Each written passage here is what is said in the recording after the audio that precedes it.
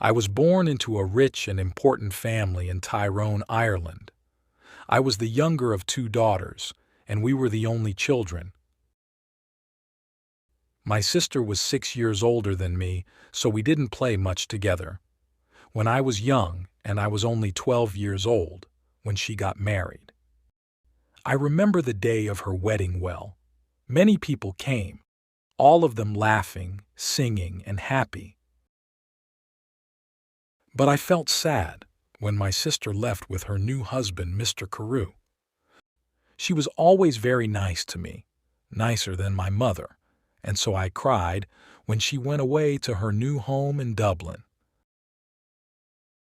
My mother and father didn't love me. They wanted sons and were not very interested in me. About a year after my sister got married, a letter arrived from Mr. Carew.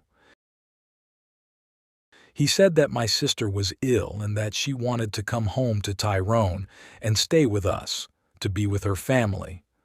I was sad that she was ill, but also very happy about her visit. "They're leaving Dublin on Sunday," my father told me, "and they're arriving here on Tuesday evening."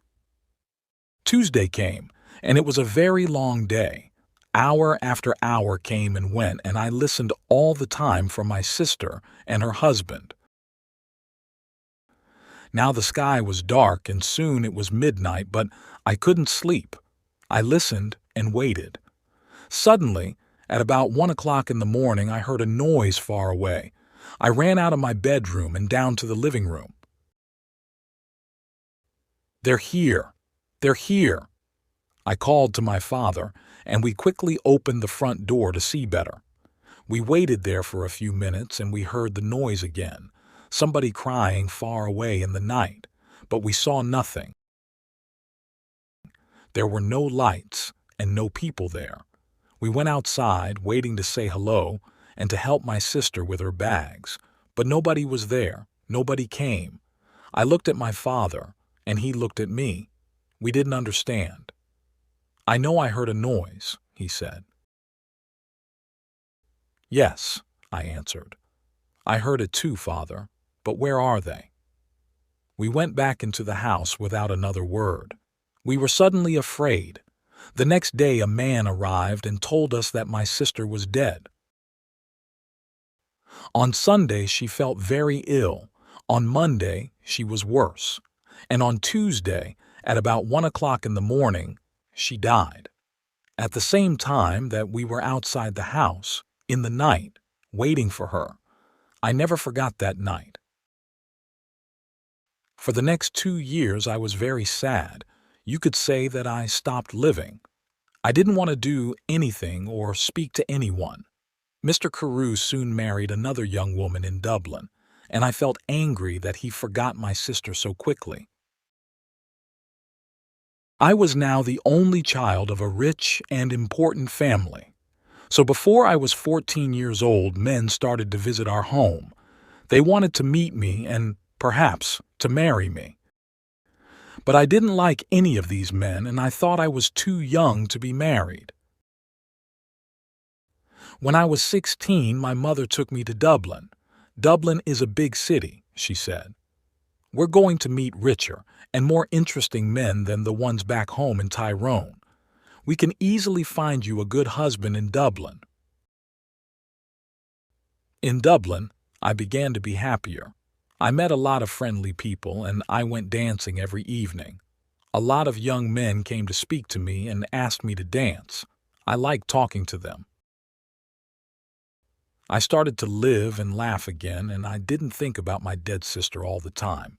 But my mother was not so happy. She wanted me to find a husband quickly. One night before I went to bed, she came into my room and said, "Do you know Lord Glenfallen?" "Oh, yes," I answered. "He's that ugly old man from Cahergilla." "He's not ugly and he's not old, Fanny," my mother said quickly. "He's from a very rich and important family, too, and he wants to marry you. He loves you." "Loves me? Wants to marry me?" "But he's making a mistake, Mother," I said. "I don't love him. I can't marry somebody I don't love. Think about it, Fanny." my mother answered quietly. He's a good man and he wants to marry you. You're a very lucky young woman. My mother left the room and I sat quietly for a long time. Lord Glenfallen was a nice, friendly man, I thought. I didn't love him, no, but I did like him. He always talked about interesting things. I never felt happy at home with my mother and father, but I always felt better when I talked to him. The next morning, when I saw my mother, I said only one word: yes. Lord Glenfallen and I got married the next spring, and 2 days after our wedding we said goodbye to my family and left Tyrone. 3 days later, we arrived in Cahergillah, and I saw my husband's beautiful house for the first time. It was near a river, and there were many trees and flowers in the garden. Birds sang in the trees, and the sky was blue. I stood next to him and looked at it all, and I felt very, very happy. "Come, my love," said my husband. "You must come in and meet Martha. She cooks and cleans and knows everything about the house." So we went into the house, and I met Martha, a friendly old woman with smiling blue eyes. She showed me round the house. Suddenly I felt excited to be there. It was a very happy place. Women sang in the kitchen, men built fires in the living rooms, and there were dogs and cats everywhere. "Come with me now, madam," said Martha, "and look at your bedroom. Then we can take up your bags, and you can wash before dinner." I followed her, and soon we arrived at a big brown door. "This is your room," she said, and she opened the door. I stood and looked, suddenly cold with fear. In front of me stood something big and black. I didn't know what it was. I thought it was an old coat, but without anybody inside it. I jumped back quickly, very afraid, and moved away from the door. "Is something wrong, madam?" Martha asked me. "Nothing. Perhaps it's nothing," I answered quickly. "But I thought I saw something in there. I thought I saw a big black coat there when you opened the door." Martha's face went white with fear. "What's wrong?" I asked her. "Now you look frightened." "Something bad is going to happen," she said, "when someone sees the black coat in this house. We know that something bad is going to happen soon to the Glenfallen family. I saw the black coat when I was a child, and the next morning old Lord Glenfallen died. Something bad is going to happen now, madam. I know it." We went down to have dinner. I felt unhappy and afraid, but I didn't say anything to my husband about the black coat. I wanted to forget about it and be happy again.